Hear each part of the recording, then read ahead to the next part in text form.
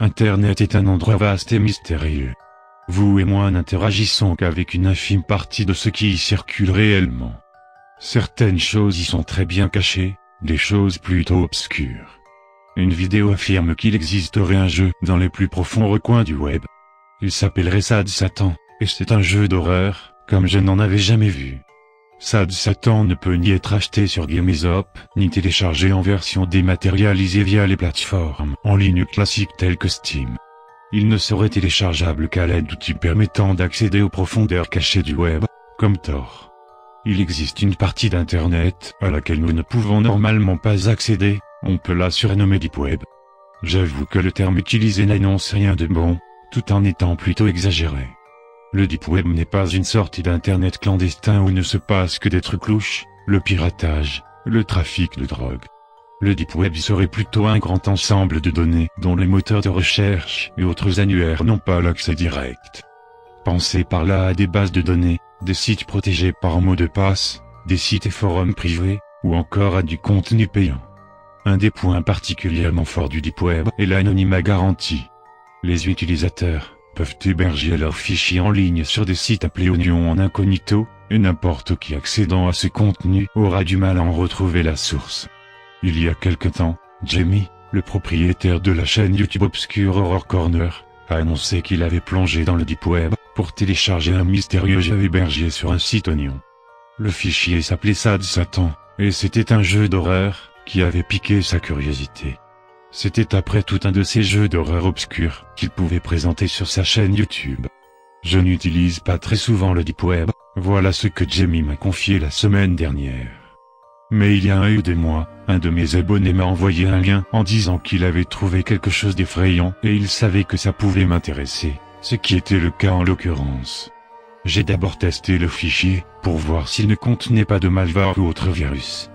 Il m'a semblé ok, donc je me suis lancé, a poursuivi Jamie. Ce dernier a qualifié ce qu'il avait trouvé d'impénétrable. Effrayant, énigmatique, mais impénétrable. Heureusement, Jamie a filmé sa découverte du jeu. Le jeu commence dans un sombre couloir. Le joueur marche droit devant lui, et a de la peine à distinguer ce qui l'attend au loin. La seule chose que l'on peut entendre est le bruit de pas, les uns après les autres, rappelant qu'il existe quelque chose de concret parmi ces ombres. La marche continue un moment, encore que le joueur dans la vidéo n'a pas l'air de faire le moindre progrès. Il a surtout l'air de marcher sur place, mais non, finalement, le joueur semble se rapprocher de la lumière vacillante. C'est à cet instant que des bruits étranges et étouffés commencent à se faire entendre. On dirait un enfant essoufflé. Ça peut être n'importe quoi cependant.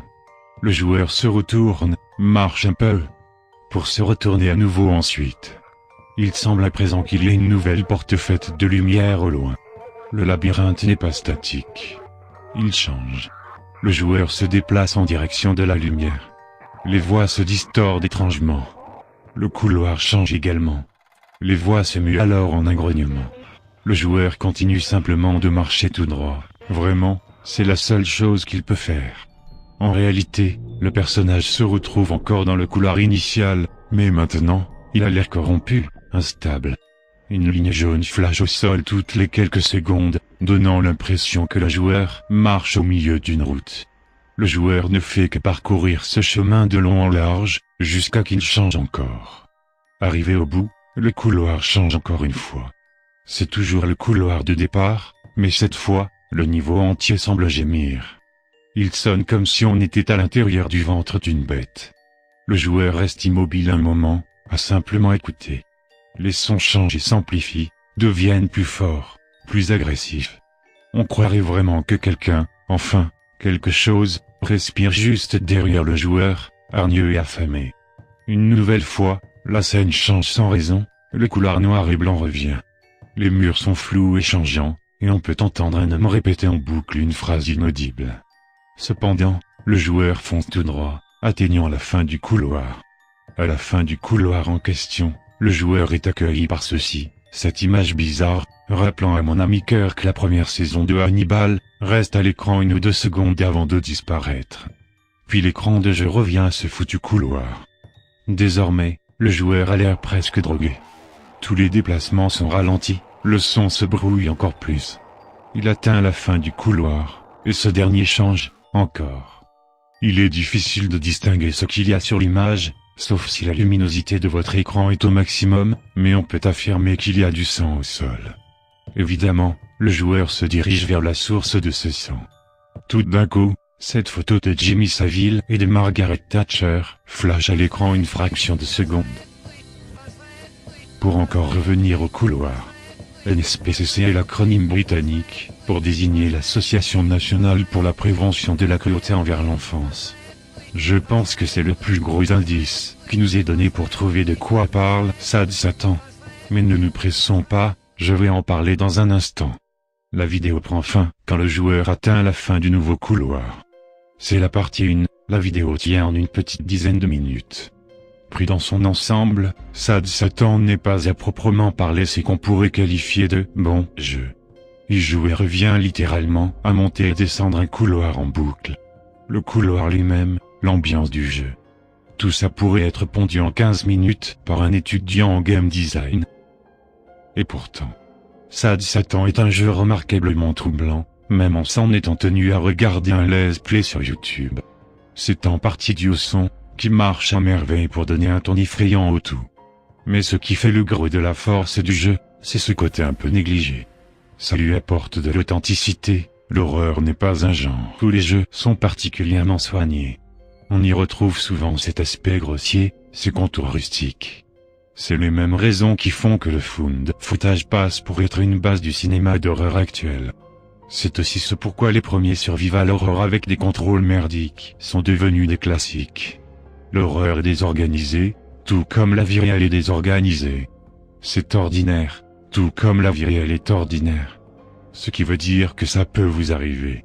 D'autre part, il y a la prétendue source du jeu lui-même. Un jeu du Deep Web. C'est le seul jeu que je connaisse qui vienne du Deep Web. Je ne sous-entends pas que c'est le seul jeu existant dans le Deep Web, ni que les jeux venant du Deep Web sont rares. Je ne le sais pas et je ne vais pas m'attarder là-dessus. Vu mon manque de connaissances sur le sujet, je prends le parti de ceux qui pensent qu'il ne s'agit que d'un simple jeu. Comme je ne traîne pas spécialement dans cette partie du web, les rumeurs qui affirment comme une vérité indiscutable que le Deep Web est le coin malfamé du web rendent ce jeu encore plus sinistre. Je ne peux pas en retrouver l'auteur, ni même ses intentions. Je ne sais pas pourquoi ce jeu a été créé, ni dans quel but. Je ne peux que constater son mythe, ce mythe qui se répand sans que je puisse en mesurer toute l'ampleur. Jamie affirme qu'un fichier était joint au jeu et qu'il était tellement flippant qu'il a fini par supprimer le jeu de son ordinateur. C'était un peu étrange.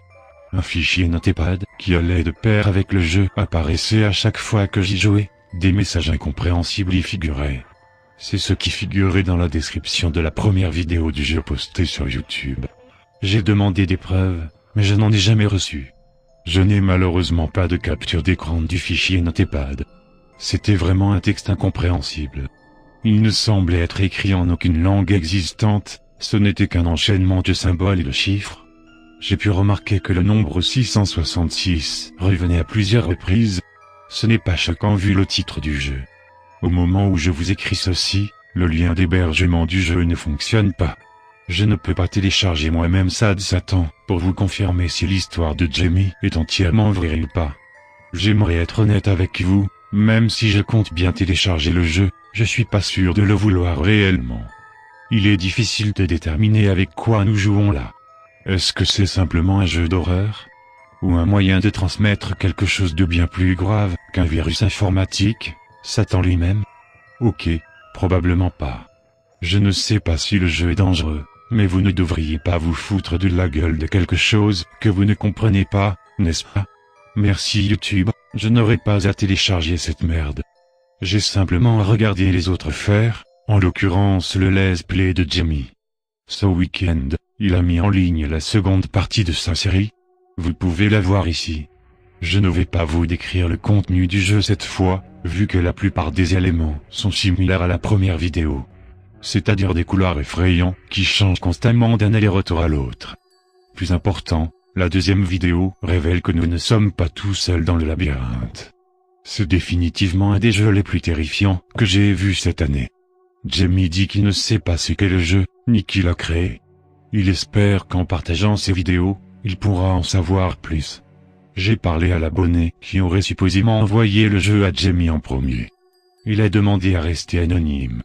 J'ai trouvé le jeu sur un forum du Deep Web, m'a-t-il affirmé. C'est comme n'importe quel site de référence, les équivalents de tous les forums d'entraide connus, support technique, périodique, santé, ce genre de choses peuvent y être retrouvés, le contenu original en plus. Cet habitué du Deep Web a dit que quelqu'un avait posté un lien vers le jeu sur un de ces forums, quelque chose de plutôt inhabituel pour cette partie d'internet. C'est la première fois que j'ai vu un jeu publié sur ce forum. Bien que du contenu multimédia circule sur le forum en question, il s'agissait plutôt de musique ou de films, pas des jeux, et certainement pas des jeux créés par les utilisateurs du dit forum. L'utilisateur n'a jamais précisé si le jeu était de lui ou de quelqu'un d'autre, mais je présume que c'était sa création. M'a-t-il précisé. Il a signé son post par ZK. Mon informateur du Deep Web n'en savait pas plus sur ce ZK, c'était, après tout, un forum anonyme. J'ai vu d'autres posts signés par ZK, surtout des commentaires, qui étaient vraiment anciens. La plupart de ce que ZK avait posté étaient vraiment bizarres, des idées noires, du charabia satanique.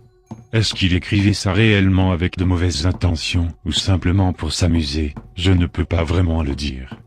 D'après lui, c'était tout à fait possible que le jeu soit une représentation d'obscures arrière-pensées, mais il attend de savoir si quelque chose dans le jeu nous a échappé pour se prononcer là-dessus.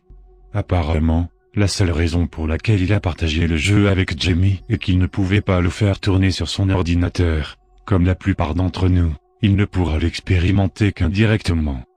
Quelque temps après avoir vu la vidéo, ça m'a frappé.